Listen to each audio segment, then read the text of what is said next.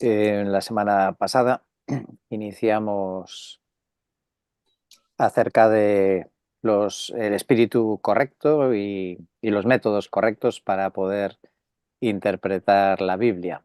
Y me quedan algunos apuntes más acerca de un punto importante, quizá el primero, el más importante, que es la persona, el intérprete. Hemos hablado de que debe ser alguien espiritual, es decir, creyente, debe creer en la inspiración verbal y plenaria, debe ser alguien obediente a la palabra, que la desea, tiene el deseo de obedecerla, el compromiso de conocer las escrituras en profundidad, compromiso con la oración, que tenga una actitud también de humildad. Y finalmente, donde nos quedamos, y alguien lo mencionó, pero no lo llegamos a comentar, y solo voy a añadir dos palabras, podríamos añadir esa capacidad espiritual que nos referimos a los dones. Dios no nos da a todas las personas las mismas capacidades, ni las humanas ni las divinas, es decir, los talentos o los dones espirituales. Y uno de los dones espirituales es el don de enseñanza.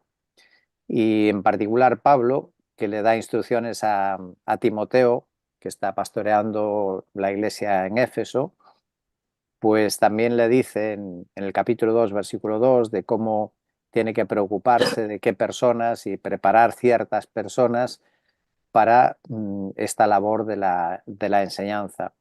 En ese versículo dice que lo que has oído de mí en la presencia de muchos testigos, eso encarga a hombres fieles que sean idóneos para enseñar también a otros. Así que han de ser fieles, pero también personas idóneas.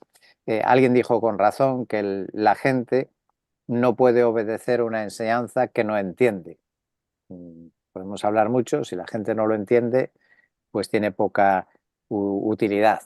Ahora quiero insistir en algo que ya dije, y es que no vayamos a caer en la idea de que esto solo es para especialistas, eh, que solo unos tengan el don de la enseñanza, no quiere decir que los demás no pueden estudiar y entender la palabra y además discernir si las explicaciones del que tiene ese don son correctas o no, si esas explicaciones están acordes con la palabra de Dios. Y tenemos ahí el ejemplo de los creyentes de Berea, que aun escuchando al apóstol Pablo, luego iban a cotejar lo que él enseñaba si era verdad o no. Entonces uno puede no tener el don para interpretar todo lo que encontramos en la escritura, pero cuando alguien te lo enseña, pues tú lo ves y dices, ah, pues sí, pues ahí está y tienes razón, ¿no? Un aspecto más o algunos detalles más en cuanto al intérprete bíblico serían unas características específicas en el creyente que ha de interpretar la Biblia. La primera, evidentemente, es la objetividad. Tratar de ir al texto sin los prejuicios, aunque eso es casi imposible, ¿no? Que nos pongamos a estudiar un pasaje de la Biblia dejando a un lado todos los posibles condicionantes. Por eso siempre decimos que los comentarios bíblicos debe ser lo último que utilices. Hay algunos que cogen la Biblia y lo primero que hacen es leer el comentario bíblico. No, el comentario es el último. Primero es leer la Biblia y ver qué te dice Dios. Y después está bien, sí, cotejarlo con los estudiosos. Ahora, como digo, nadie está libre de sus condicionantes, de sus prejuicios y, bueno, si queréis participar podéis sugerir qué os parece, qué cosas son posibles prejuicios que nos condicionan a la hora de abrir la Biblia, la empezamos a leer y qué cosas me están condicionando a mí para interpretar, para entender lo que estoy leyendo en la Biblia. Pues si queréis dar unas pinceladas rápidamente, unas ideas. Creo que lo más fuerte puede ser la costumbre en un país y que eso a veces se lleva como tradición y se implanta en la iglesia también. Hay alguna Ujú. línea en algún versículo que se puede parecer, pero bueno, que la costumbre a veces se mezcla. Muy bien, la costumbre, ¿no? Lo que siempre se ha hecho, pues uno lo ve así, de entrada lo ves así. Y cuando lees un pasaje relacionado, pues lo vas a ver de acuerdo a la costumbre. No quiere decir que esté mal, pero puede ser que sí, puede ser que no. ¿Qué más cosas nos condicionan a la hora de leer y estudiar la Biblia? La educación recibida en el hogar. Exacto. Pues lo que te han enseñado en casa, ¿no? Y te han dicho, no, esto es así o la Biblia dice esto.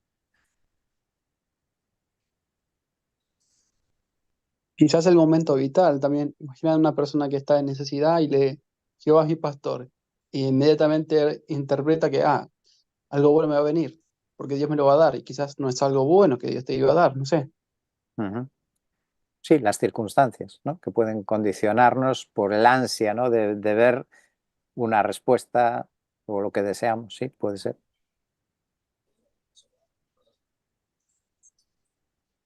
La influencia de enseñanzas que ya has recibido, ¿no? Que ya estás formado con una idea que ya tienes interiorizada.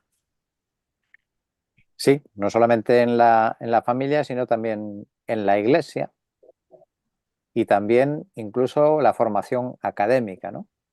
Las personas que crecen escuchando ciertas enseñanzas, pues pueden llegar a la Biblia partiendo de esa enseñanza que han recibido, ¿no? Pues si han crecido en un ambiente donde le han dicho que las historias bíblicas son cuentos y que son mitos y que no son verdades, pues probablemente cuando lea la Biblia, si nadie le enseña o le hace ver otra cosa. Muy bien, ¿alguna cosa más? Incluso pueden convertirse en prejuicios nuestros intereses personales. Exacto. Lo que a mí me gustaría, lo que a mí me gusta, y puede ser que estudiemos un pasaje buscando la manera de que se ajuste a mis gustos, ¿no? O a mis intereses. Sí, eso es un condicionante importante y casi es un pecado, ¿no? Acercarse a la Biblia. Una cosa es que yo me acerque a un pasaje, no lo entienda o lo interprete mal, pero porque no sé más, o porque me faltan datos, o porque me falta información, o porque la información que he recibido pues no era la adecuada, pero este último caso sí que ya es más grave, porque ya voy con la intención de justificar lo que yo quiero que diga la Biblia, ¿no? En lugar de lo que dice. Eso sería exégesis, Timoteo. Sí, claro, para interpretar hacemos exégesis del texto, ¿no? Mencionaré también ese tema, creo que, o no sé si lo mencioné ya. Sí, creo Sí, que ya lo mencioné, sí, en el primer día. exégesis sería Sí, exégesis. Vale. sí, es extraer del texto, sí. Yo diría, si se puede, las corrientes actuales también, que muchas veces nos condicionan a tener un pensamiento u otro, Mm, más con tanto colectivo que a día de hoy hace mucho daño en la iglesia.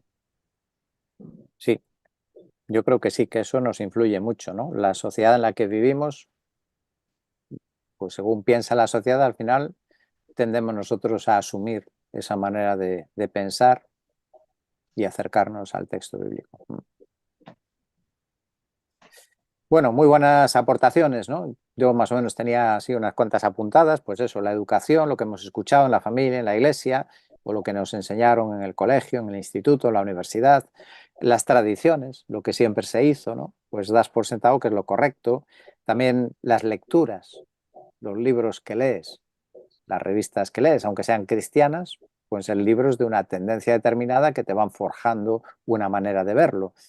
Los vídeos que escuchamos, tengo pendiente una tarea por falta de tiempo, que es precisamente en relación a unos vídeos que hablan acerca de lo que ocurre en la muerte del creyente y que alguien en cierto lugar pues los estuvo escuchando y los asumió como lo correcto, ¿no? Y tengo pendiente precisamente en Carballo tratar este tema. Entonces es fácil, uno lo escucha con sus argumentos y pues muchas veces parecen muy convincentes.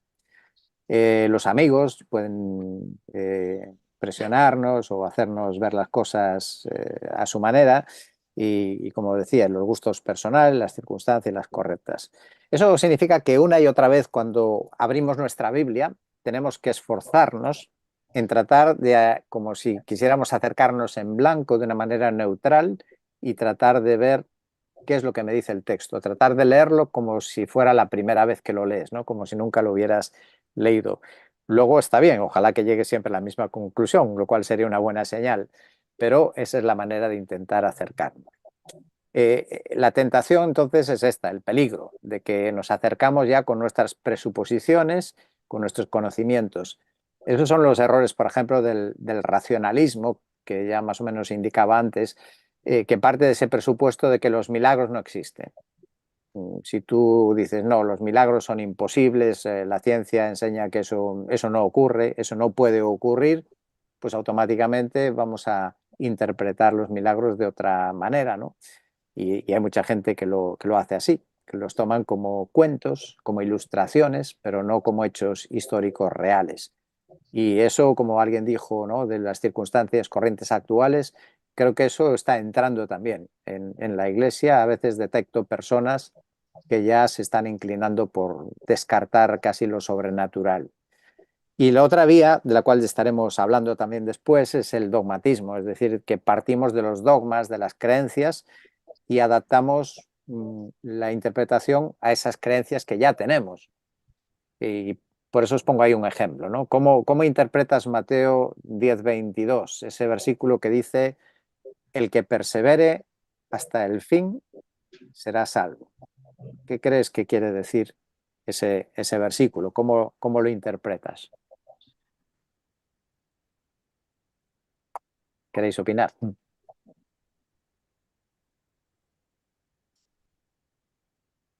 Hay dos opciones, ¿no? Si se puede perder o no se puede perder la salvación. No sé si tiene que ver con la santificación. Con la santificación. Pero en todo caso, el que es salvo va a perseverar hasta el fin, ¿no? Si no persevera hasta el fin, en el sentido no perfecto, no de santo, sino el que hasta el fin conoce su condición, supongo, ¿no? Bueno, muy bien, ahí luego lo voy a comentar. Nos falta el contexto, para eso. Sí, claro. Yo creo que También. el contexto aclarará un poco el... Sí. Bueno, para que no estemos así toda la noche en espera, es verdad que la palabra salvación tiene varios significados y a veces leemos esa palabra salvación y tiene que ver con santificación, como decía Paco. Pero aún en este caso, en este versículo, aunque tenga que ver con la salvación eterna, el punto está, y lo que quería poner de ejemplo con esta frase es cómo influyen nuestros prejuicios. Por ejemplo, si tú estuvieras en una iglesia donde enseñan y creen que la salvación se puede perder, te van a decir, ¿ves? Este versículo dice que el que persevera hasta el fin será salvo. Así que si no perseveras en tu fe, pues no vas a ser salvo. Y esto es un texto que, entre otros, que pueden utilizar para argumentar. Ahora, si eres de los que creen que la salvación no se puede perder, pues ¿cómo lo explicamos, ¿no? ¿Cómo lo podemos interpretar? Pues lo interpretamos en el sentido de que el que persevere está demostrando que verdaderamente es salvo y el que no persevera es porque realmente no era salvo. Es decir, que la diferencia entre una interpretación y otra es que para uno perseverar es la condición para ser salvo y en el otro caso perseverar es la evidencia, la comprobación de que uno es salvo. Entonces, como veis, esto es un ejemplo de que partiendo de lo que tú crees, cuando lees ese versículo, lo puedes interpretar de una manera o de otra. Claro, cuando tenemos pasajes así que nos podrían ofrecer las dos interpretaciones, la pregunta siguiente es ¿cómo sabemos cuál es la interpretación correcta? Supongamos que ahora has escuchado las dos y las dos te parecen lógicas y explicables, ¿no? Y no contradicen el pasaje, ninguna de las dos explicaciones. ¿Cómo podemos saber cuál sería la interpretación correcta? Bueno, pues os digo lo que yo haría, ¿no? Lo que yo creo que se debe hacer. Pues lo primero sería estudiar todos los textos que hablan del tema, en este caso de la salvación. Pues voy a leerme todo lo que dice el Evangelio, el Nuevo Testamento, acerca de la salvación, quién se salva, cómo hay que hacer para salvarse, todo lo que pueda recabar información acerca de la salvación. Después lo que haré es una lista de los textos los que me parecen más claros en un sentido o en otro, o incluso en dos columnas, los que me parece que confirman una posición y los que me parece que confirman la otra. Y veré la abundancia de qué lado está y cuáles me parece que tienen más peso y son más claros en un sentido o en otro. Y luego observaría también, si tomo una posición, cuáles son los textos más difíciles de explicar. O sea, cuáles serían los que no tendría una explicación fácil. No sé si yo me estoy explicando siquiera bien. O sea, si yo tomo la posición de que este versículo, por ejemplo, Juan 3:16, todo aquel que cree tiene vida eterna, si yo creo que la salvación se pierde, sería un versículo fácil o difícil de explicar, ¿no? Pues sería difícil de explicarlo si creo que la salvación se puede perder. ¿Cuál es la explicación? O por ejemplo, eso lo voy a mencionar en un momento, pero para aquellos que creen en la predestinación, la elección para condenación, o sea que algunos son elegidos para salvación y otros para condenación, pues en un sentido, y creen que Cristo no murió, o sea, más específicamente, los que creen que Cristo no murió por todos, tienen un problema también con Juan 3:16, ¿no? Dice que de tal manera amó Dios al mundo que ha dado a su vida. Dijo, entonces tienen que buscar una explicación para la palabra mundo. Y entonces te van a decir que mundo no significa todos los habitantes del mundo, porque la palabra griega, no sé qué. Entonces, un poco, a veces, según cuál es lo más difícil de explicar, te va dando pistas de que eso es un poco forzado y que esa no es la interpretación más correcta, ¿no? Entonces, en este caso, pues como estaba diciendo de este versículo, pues encuentro que hay muchos más textos que me transmiten la idea de la salvación, de la seguridad de la salvación, y apenas hay 2 o 3 textos que se pueden usar para poner en duda si se puede perder, ¿no? Y luego encuentro esa afirmación, ¿no? Por ejemplo, la que estaba mencionando de Juan 3:16, que para mí es insalvable. Dice, el que cree tiene vida eterna. No se puede explicar de otra manera en cuanto a perder o no perder la salvación. O sea, si tú cuando crees el Señor te da vida eterna, te está dando una vida que no puede terminar. Si la vida se pudiera terminar, si pudieras terminar no teniendo esa vida eterna, entonces el Señor lo que te estaría dando cuando te conviertes, te daría vida, pero no vida eterna, porque sería una vida con posible fecha de caducidad. Entonces, para mí eso me parece un punto bastante insalvable, ¿no? Para defender que la salvación se pueda perder, porque Dios me ha dado, cuando he creído, vida eterna. Y si me ha dado vida eterna, no me ha dado vida hasta que yo permanezca o mientras persevere, sino vida que ya es, yo ya tengo vida eterna. Así que yo no me puedo morir, tengo vida eterna. Y entonces, pues este texto del que persevera hasta el fin, pues hay que verlo no como una condición, sino como una confirmación de la salvación de la persona. Como digo, la Biblia debe ser interpretada con la Biblia. Es lo que hemos hecho, de coger otros textos y ver qué es lo que dicen. Y debe haber siempre armonía, ¿no? Si llegamos a una conclusión, debe armonizar con otros pasajes de la Biblia. Bien, hasta aquí me he explicado más o menos. Número 2, voy a mencionar 3 cosas, en este caso de características especiales. La primera es la objetividad. En segundo lugar, buscamos la verdad. Y de algo ya casi lo hemos mencionado también. O sea, voy a estudiar la Biblia no para justificar lo que yo pienso. Mucha gente ya va con lo que piensa y va a buscar los textos que defienden lo que piensan o lo que a él le parece. Y buscar la verdad, pues requiere ejercicio, requiere también práctica. En Hebreos 5:14 dice que el alimento sólido, es decir, la palabra directamente, es para los adultos, los cuales, por la práctica, tienen los sentidos ejercitados para discernir el bien y el mal. Así que hay que practicar, es una cuestión de práctica. Y la palabra que usa aquí el escritor de Hebreos, ejercitados, es una palabra que viene de gymnasium, del gimnasio.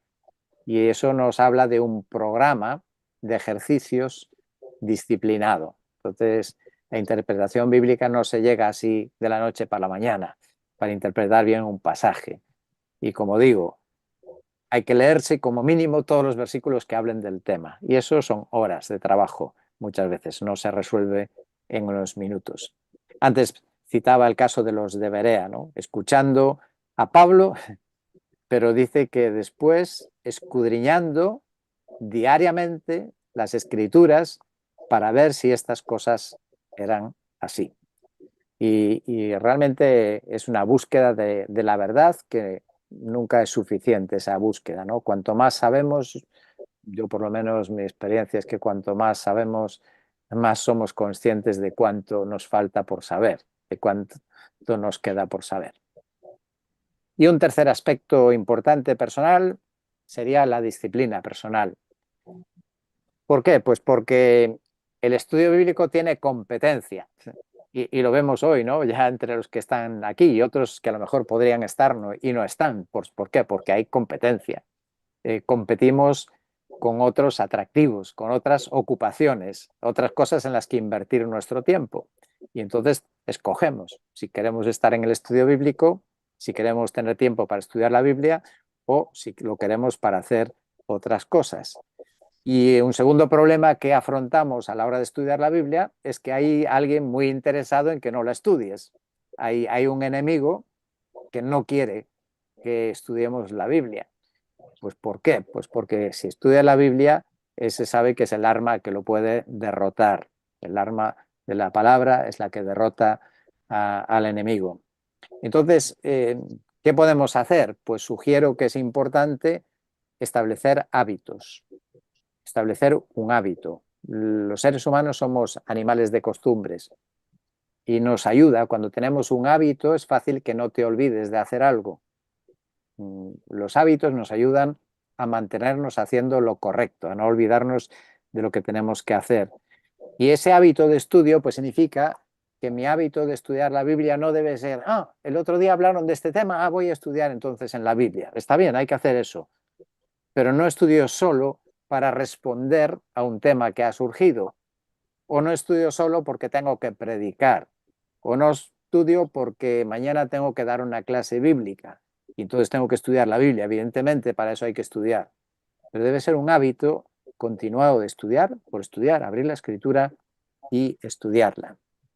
Y ahí tenemos una motivación también para el estudio bíblico, que ¿cuál debe ser la motivación? No debe ser simplemente tener más conocimiento de la Biblia, lo cual está bien, sino una necesidad de alimentar nuestra alma y nuestro espíritu. Ya lo mencionábamos la semana pasada, 1 Pedro 2:2, ¿no? Desead como niños recién nacidos la leche espiritual. O sea, debiera ser una necesidad estudiar la palabra. Y me gusta un texto de Jeremías.